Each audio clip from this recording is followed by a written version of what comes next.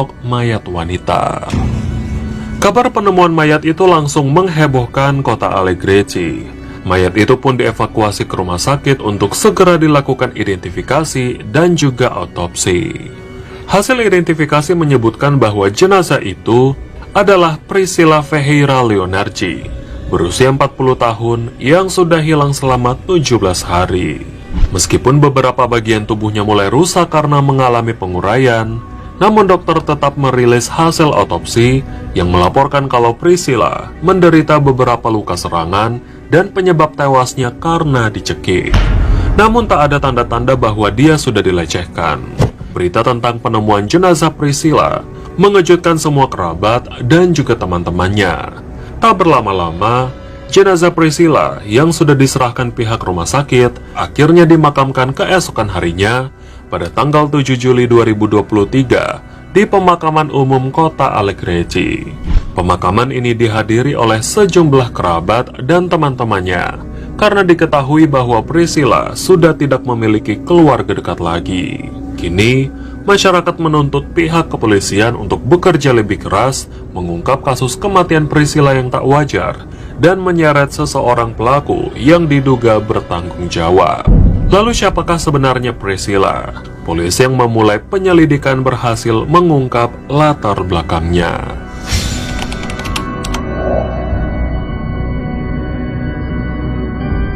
Priscilla Leonardi, wanita berusia 40 tahun ini adalah seorang perawat yang berasal dari negara bagian Rio Grande do Sul, Brazil. Dia pernah bekerja di Rumah Sakit Kota Bento Gonçalves dan Rumah Sakit Kota Nova Prata untuk waktu yang lama. Pada tahun 2019, Priscilla memutuskan pindah ke kota Dublin, ibu kota Irlandia, untuk meningkatkan kemampuan bahasa Inggrisnya dan meningkatkan kualifikasi profesinya sebagai perawat. Selama dia tinggal di kota Dublin, Priscilla memang menunjukkan keseriusannya dalam merintis karir, sehingga dia diterima bekerja sebagai perawat di Rumah Sakit Panti Jompo dan Lohir selama 2 tahun ke depan. Sahabat Priscilla yang bernama Paloma Juan menceritakan bahwa rutinitas Priscilla selama tinggal di Irlandia sangatlah melelahkan.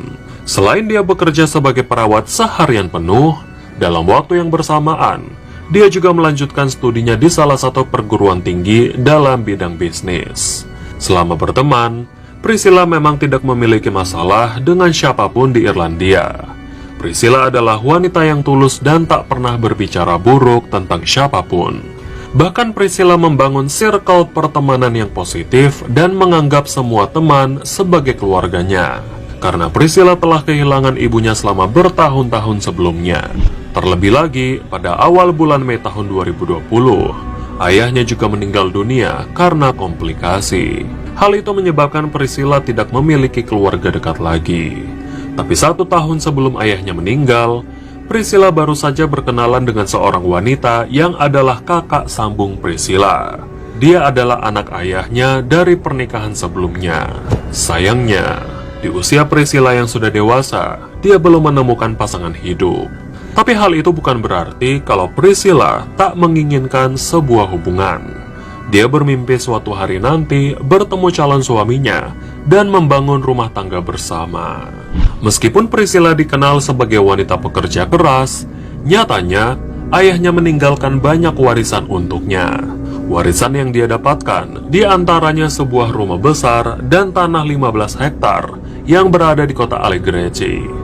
Dia pun tak segan membagikan harta warisan ayahnya untuk kakak sambungnya dan juga sepupu-sepupunya.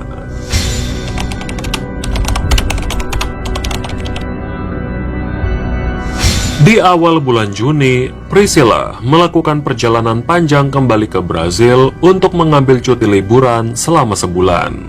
Namun tujuan utamanya bukanlah untuk liburan semata, melainkan mengurus harta warisan dari ayahnya. Selama cutinya, dia berencana untuk mengunjungi semua keluarga dan kerabatnya yang berada di Brazil karena sudah lama tak berjumpa. Pada tanggal 19 Juni 2023, Priscilla mengunjungi salah satu sepupunya yang bernama Emerson Leonardi. Emerson adalah pria yang sudah menikah dan tinggal di rumah ayah Priscilla, bahkan sejak ayahnya belum meninggal.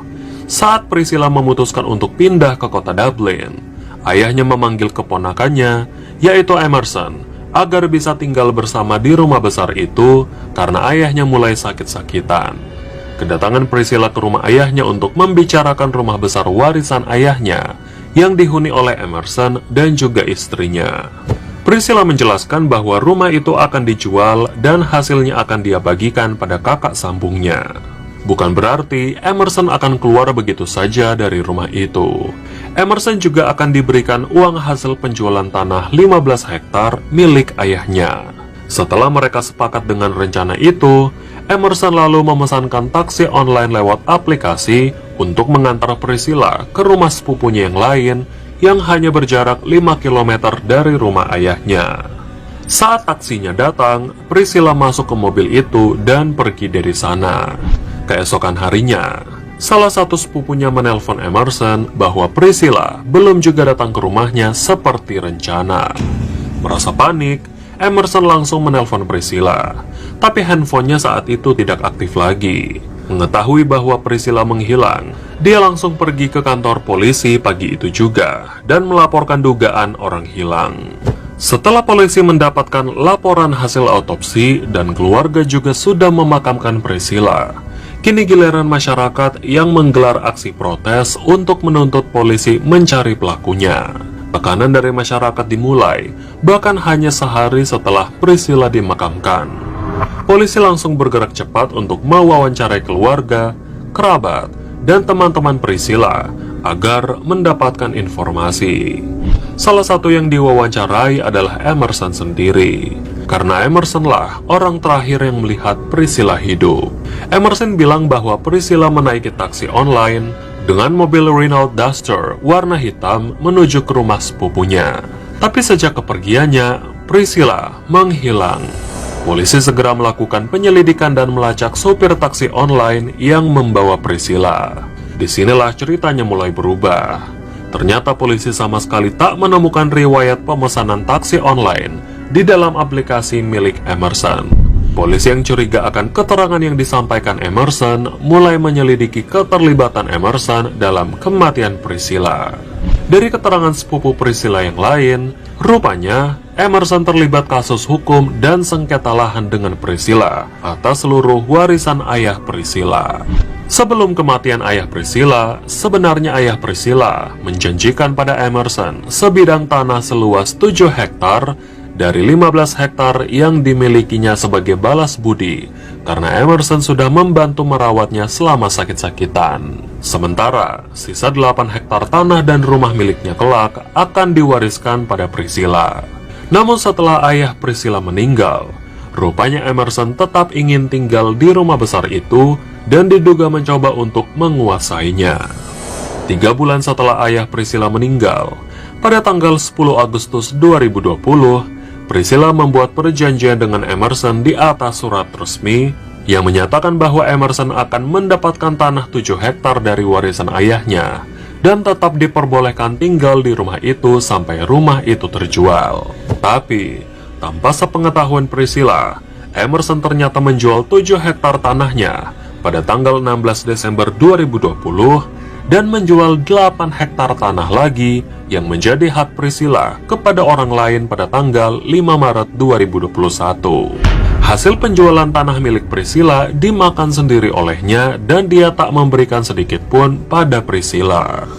Mengetahui hal itu, Priscilla marah pada Emerson sehingga dia mengajukan tuntutan ganti rugi yang nilainya sebesar 247.800 real Brazil atau sekitar 640 juta rupiah. Dalam tuntutannya, Priscilla memperbolehkan Emerson untuk membayar secara cicil sebanyak 3 kali. Pembayaran pertama sebesar 21 juta rupiah, pembayaran kedua sebesar 78 juta rupiah, dan pembayaran terakhir sebesar 541 juta rupiah yang harus lunas sebelum tanggal 15 Desember 2022. Tapi Emerson mengingkari perjanjian tersebut, sehingga Priscilla mengajukan gugatan perdata dan pidana penggelapan pada bulan Januari 2023 lalu. Sepupu Priscilla yang lain juga menyebutkan bahwa Priscilla kerap menerima ancaman dari Emerson karena gugatan itu. Polisi juga rupanya mendapatkan bukti pencairan dana, sebuah cek milik ayah Priscilla sebesar 167.700 real Brazil, atau sekitar 503 juta rupiah hanya beberapa hari sebelum ayahnya meninggal. Bahkan yang melakukan pencairan cek itu adalah istri Emerson sendiri. Saat Emerson ditanya soal pencairan dana itu, Emerson mengaku bahwa itu adalah sumbangan yang diberikan ayah Priscilla padanya sebagai rasa terima kasih. Namun polisi masih tak percaya dengan hal itu dan mereka menyelidiki keabsahannya. Atas dugaan keterlibatan Emerson, akhirnya polisi menangkapnya pada tanggal 13 Juli 2023 lalu di rumah ayah Priscilla yang dia coba kuasai. Dari penyelidikan awal yang ditemukan polisi, Emerson mengaku pada hari kejadian, Priscilla mendatanginya di rumah untuk membicarakan sengketa lahan dan penjualan rumah yang menjadi hak milik Priscilla. Namun pembicaraan itu mengarah pada pertengkaran kecil yang membuat keduanya panas. Setelah pertengkaran itu, Emerson memanggil seseorang untuk menjemput Priscilla. Polisi percaya bahwa Emerson menyewa pembunuh bayaran yang dia sebut sebagai supir taksi online untuk membohongi Priscilla. Polisi juga percaya bahwa penyewaan pembunuh bayaran itu sudah direncanakannya sejak lama. Karena tidak mungkin bagi Emerson untuk mendapatkan seseorang yang mau membunuh Priscilla dalam hitungan menit setelah mereka bertengkar. Emerson diduga menaiki mobil itu bersama sang pembunuh bayaran dan membawa Priscilla ke tempat terpencil, lalu menganiayanya di sana dan mencekiknya hingga tewas. Setelah itu mereka membuang mayat Priscilla ke sungai Ibirapuita. Untuk mengelabui polisi, Emerson berpura-pura mengarang cerita dan melaporkan hilangnya Priscilla ke polisi. Bahkan dia juga menghadiri pemakaman Priscilla dan membantu mengangkat peti mati sepupunya dengan wajah yang sedih. Sayangnya, pembunuh bayaran yang disewa oleh Emerson belum berhasil diidentifikasi karena Emerson sendiri tidak mengakui perbuatannya. Dia malah mengklaim bahwa pembunuhan ini direncanakan oleh guru spiritualnya sendiri. Guru spiritual yang dimaksud Emerson memang ada, namun polisi masih menyelidiki apakah benar guru spiritualnya terlibat atau tidak. Atau bisa jadi keterlibatan guru spiritualnya hanya bagian dari kebohongan lain yang dibuat Emerson. Polisi percaya bahwa Emerson sudah merencanakan pembunuhan pada sepupunya sendiri agar dirinya bisa lepas dari segala gugatan perdata dan pidana yang diajukan Priscilla. Saat ini, Emerson ditahan di pusat penahanan sambil menunggu penyelidikan dan tanggal persidangannya. Sayangnya polisi memutuskan untuk merahasiakan kelanjutan penyelidikan kasus ini dan tidak akan menyebarkannya sampai persidangan nanti. Sehingga banyak detail informasi yang tidak bisa lagi diakses oleh publik. Sehingga saya sendiri pun masih menunggu informasi apakah pembunuh bayaran itu memang benar ada atau sebaliknya, Emerson malah melakukannya sendiri dengan menyeret Priscilla dari rumah itu dan membawanya ke tempat terpencil lalu dibunuh di sana. Tapi yang pasti, semua bukti-bukti sudah mengarah pada Emerson sebagai pelakunya. Saya mau tahu dari kalian, apakah kalian percaya bahwa Emerson sebagai pelakunya atau ada orang lain yang ikut membantunya? Tulis tanggapan kalian di bawah. Terima kasih sudah menonton video ini sampai habis. Jangan lupa